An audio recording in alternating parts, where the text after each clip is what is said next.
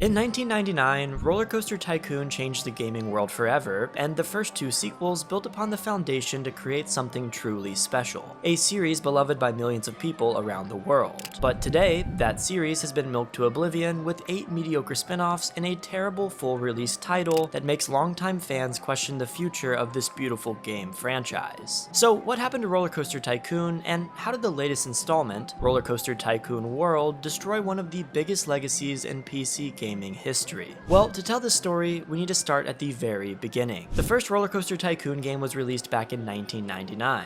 It was developed by Chris Sawyer as a passion project and published by Hasbro Interactive. In this game, you build, design, and manage an amusement park, and torture random civilians by picking them up with giant tweezers and dropping them in the water. Many consider Rollercoaster Tycoon to be one of the most influential management games ever made. Upon release, it became the highest-selling PC game of the month, and later, the second highest-selling game of that entire year. It kickstarted the rise of the sandbox and simulation game genres, while also demonstrating the profitability and potential of PC games in general. Many modern management and tycoon games like Planet Coaster, City Skylines, and Prison Architect, in part, owe their existence to Rollercoaster Tycoon. The game was adored by fans, and it quickly developed a cult-like following. It was a mega success. At the time, no one could have predicted how influential this little game would become. Both Sawyer and Hasbro were pleasantly surprised to see how much Rollercoaster Tycoon was embraced and loved. Practically overnight, Sawyer had gone from just another game developer to a superstar. He utilized this momentum and immediately went back to work crafting new content for his game. And in the following 2 years, it would receive 2 additional expansion packs. The success of Rollercoaster Tycoon only fueled Sawyer's passion and drive. He knew that he needed to make a sequel, and he wanted to create a game even bigger and better than the original. To gain inspiration, he would travel between Europe and the US, going on the best roller coasters in the world. And his work paid off with the release of Rollercoaster Tycoon 2 in 2002, a sequel that expanded upon the original title. There was now a more robust coaster building system, players had far more control over their park, and the editing system was tweaked to be more user-friendly. This game was even better than the first, and it would also receive 2 very solid expansion packs. Rollercoaster Tycoon 2 would become the 10th best-selling game of 2002, and it would remain a top-selling title for years to come. Critics and fans loved it, and the positive sentiment helped to solidify Sawyer's position as an influential indie game developer, and things were only going to improve from here. Everyone was excited to see where Rollercoaster Tycoon and Sawyer would go next. Then, Atari entered the scene. See, the first 2 games were originally published by Hasbro Interactive, but shortly after the release of the sequel, the company was acquired by Infogrames, which would rebrand to Atari in 2003. Anyways, after the second game, Atari had total control of the franchise and wanted more, but Sawyer didn't want to develop any more Rollercoaster Tycoon games. As stated directly by him later on in a conversation with Eurogamer, "I think you have to understand that my personal vision for Rollercoaster Tycoon was fulfilled with the last version I created myself, Rollercoaster Tycoon 2, and I had no interest in working on someone else's vision for future versions of the game. Much better to let those who do have the inspiration fulfill their own vision of the next iteration of the game and not interfere." So Sawyer stepped back from the development of all future Rollercoaster Tycoon projects and merely acted as a consultant for the team. Development would now be spearheaded by a company called Frontier Developments, the group who made the Xbox port for Rollercoaster Tycoon 2. And of course, it was published by Atari. Could the series maintain its identity without Sawyer as the sole creative force behind it? Well,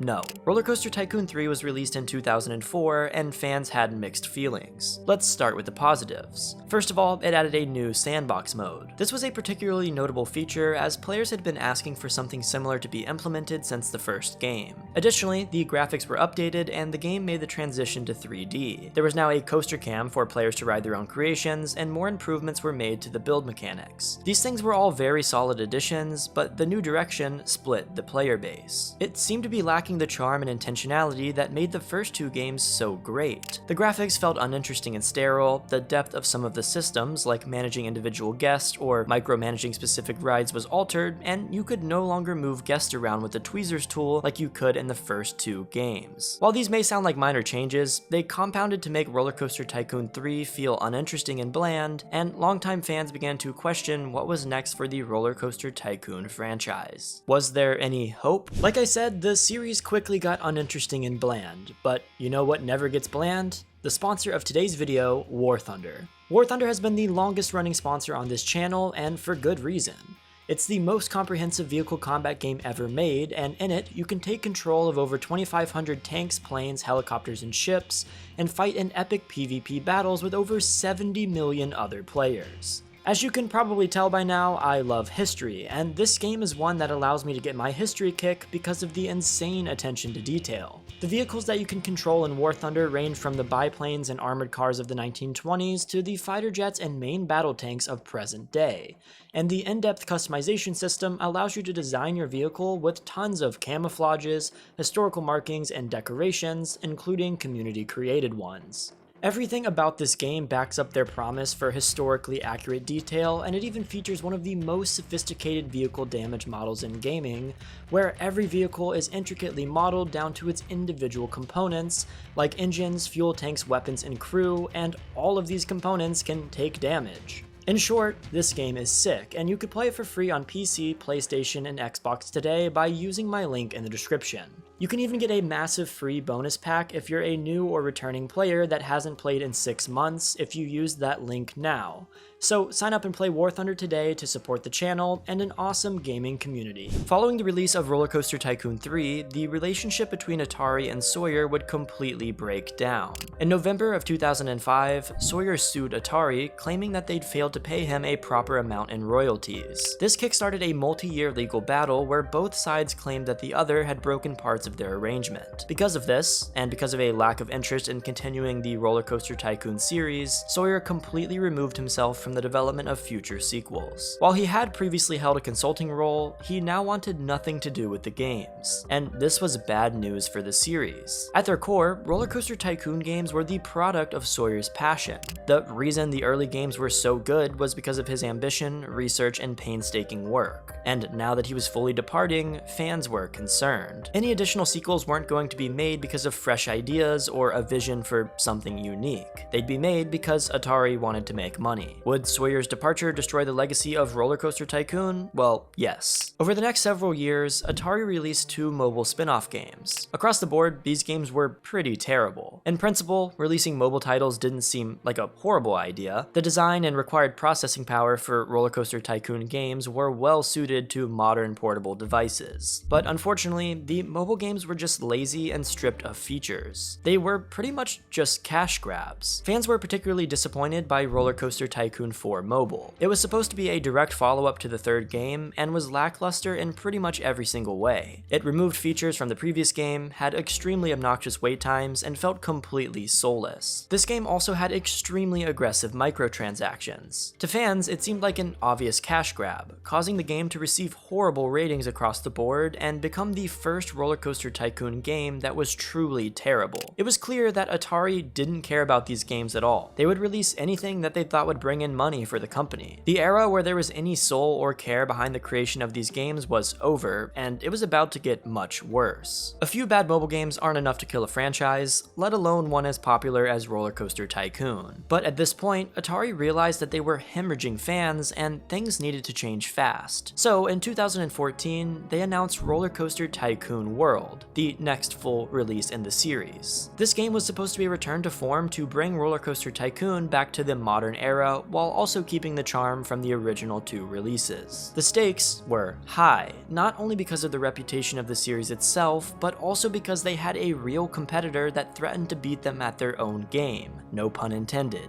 See, Frontier Developments, the people who made Rollercoaster Tycoon 3, were now making their own roller coaster management game called Planet Coaster, and it looked extremely solid. Atari had to deliver, or they would risk losing the credibility of the Rollercoaster Tycoon series forever. So they released a trailer, and it looked atrocious. The graphics were way worse than Rollercoaster Tycoon 3, the gameplay seemed even more watered down and lifeless, and the entire thing felt like a corporatized, washed out game being released only to increase shareholder value. It was a complete disgrace, and fans hated it. The reception was so bad, in fact, that Atari switched from working with a company called Pipeworks Software to one called Area 52 Games mid-development. And then, 1 year later, they switched to another company called Navision CEO Creations. The development process for this game instantly became a convoluted mess, and Atari really had to get their act together soon, or they would risk losing any chance for a successful launch to their competitor, Planet Coaster. So after 2 years of development, they launched the game in early access in 2016. It was time for players to see that this was the superior Rollercoaster Tycoon game, and that Frontier Developments didn't stand a chance. Or at least that was the idea. The reality was that the Rollercoaster Tycoon World early access launch on Steam was one of the worst early access game launches of all time. The game was plagued with technical issues, glitches, and crashes. The gameplay was lacking on nearly every single level. The graphics were disgustingly outdated and ugly. The user interface was extremely unintuitive and hard to navigate, and the performance was worse than its nearly 20-year-old predecessors. It was a complete failure on nearly every single level, and the reviews quickly became overwhelmingly negative. At the same time, the Planet Coaster early access period was met with positive reviews. People loved what Frontier Developments had managed to do with the game, and fans instantly began calling Planet Coaster the spiritual successor to Rollercoaster Tycoon 3. Atari needed to reclaim what was theirs, so in a bold move, they announced a release date of November 16th, 2016, just one day before the launch of Planet Coaster. Now, this was an interesting call. It was one thing if fans were already praising Rollercoaster Tycoon World for its potential to bring back the declining amusement park simulation genre, but the reception was already negative. So Atari announced their worst version of a game that Frontier was already releasing would come out one day before the superior one drops. And this was the final nail in the coffin that really made fans realize how out of touch Atari had become. Some theorized that the company did this to confuse players in the hopes that some Planet Coaster fans might buy the wrong game, and others thought this was a declaration of war from Atari, a way of asserting themselves as the kings of the theme park simulation genre. Whatever Atari's intentions were, the move was an extremely interesting one. But hey, maybe they would fix all of the issues with the game before it released. As launch day rolled around, fans learned the hard truth. Nothing had changed from the early access period. The game was still a complete disappointment on every level. It still looked horrible, performed terribly, and the gameplay was just sad. Rollercoaster Tycoon World lacked a true progression system, research trees, staff management, and the ability to tunnel under your park. Even the game's positive features just seemed to be worse versions of the same things found in Planet Coaster. To no one's surprise, the game died basically the same day it was released. It peaked at 2,100 players, a sad number when compared to Planet Coaster's 21,000. Atari had disappointed fans for the last time, and they lost at their own game. So how did Atari manage to fumble this franchise so badly? After all these years, why couldn't they make even a passing sequel? The truth of the matter lay behind the scenes of the development process, and I believe rests somewhat on the shoulders of a guy named Frederick Chesnace. Chesnace was involved with Rollercoaster Tycoon and Atari from the very beginning. He was the one who led Infogrames to acquire Hasbro Interactive, and respectively Rollercoaster Tycoon. He became the chief operating officer, and Infogrames rebranded to Atari Inc. Then, a few years later, when Atari began facing some financial struggles, he came in and acquired a majority stake in Atari, instating himself as CEO and making a series of questionable business decisions that would cause Atari to become a complete joke, like creating an online casino, Atari hotels, and even a cryptocurrency. Like, come on, man, couldn't you read the room? And outside of these atrocious Atari business decisions, he also had direct involvement with some pretty notable indie game disasters, like Infestation Survivor Stories and the handful of spin-offs that were forged from the ashes of its dumpster fire. Long story short, Chesnace was CEO at Atari when all of these terrible Rollercoaster Tycoon sequels were made. And by projecting out these series of additional terrible business decisions that he made during his tenure, I think he was leading the charge to push out these low-quality Rollercoaster Tycoon follow-ups. Why would I assume this? Well, things just align too well, and there's a lot of evidence of Chesnace making decisions that destroy decent games. While investigating the insane story of Infestation Survivor Stories and its cash grab reskin called Romero's Aftermath, I spoke to Sergei Titov, the guy behind these projects. He stated that he partnered with Chesnace 50-50 when making Infestation Survivor Stories. Later, when the idea of a reskin called Romero's Aftermath came around, which used almost all the same assets from Infestation and was the literal definition of a cash grab, Titov Titov pushed for it to be free for everyone who owned the previous game. His logic was that since it was an obvious reskin, all players should have it. But he claimed that his partners, aka Fred Chesnace, wanted to double dip, and that these partners, aka Fred Chesnace, were focused on making more money over doing what's best for the players. When Romero's Aftermath came out, player reception was atrocious, and everyone accused the company behind it of being scammers. But based on what I understand from Titov, Chesnace was the one who came up with the idea of charging players more money for the same thing to begin with. While the things that Sergei Titov told me in writing are related to another project, the personality traits of someone who demands more money over positive player sentiment can be projected to these Rollercoaster Tycoon projects as well. If you want an idea of how out of touch Fred Chesnace was at Atari, we can easily reference the fact that he made an LGBTQ focused game called Pride Fest, where the premise of the game is to not get hurt by protesters and revitalize a decaying city by adding fun and color. The game, obviously, completely missed the mark and is one of the most tone-deaf things I'd ever seen in gaming. And this is just one of the complete misses that Chesnace spearheaded at Atari, during the same period that these Rollercoaster Tycoon sequels were being released. Another example is when he said he wanted to get into the hardware business, so to show how serious he was about this, he launched Atari branded hats with speakers in them. Yes, this was a real calculated business decision. We can save the details about the full Atari story and the deep dive into Infestation survivor stories for another video, but it's undeniable that Fred Chesnace was a less than ideal CEO at Atari, and that his decision making, without a doubt, helped to cause the decline of Rollercoaster Tycoon. He led the charge for all of the low quality spin-offs and has all of the qualities of a person who would constantly release projects like these to make some extra money for the company. In the years following Rollercoaster Tycoon World's failure, Atari had continued to release sequels. For the most part, they focused on mobile games. In 2018, they released Rollercoaster Tycoon Adventure, yet another mobile sequel with a depressing 56% rating on Metacritic. They also released Rollercoaster Tycoon Joyride, a weird, unnecessary rail shooter spin-off that got a 44% on Metacritic, and some others that are all equally disappointing.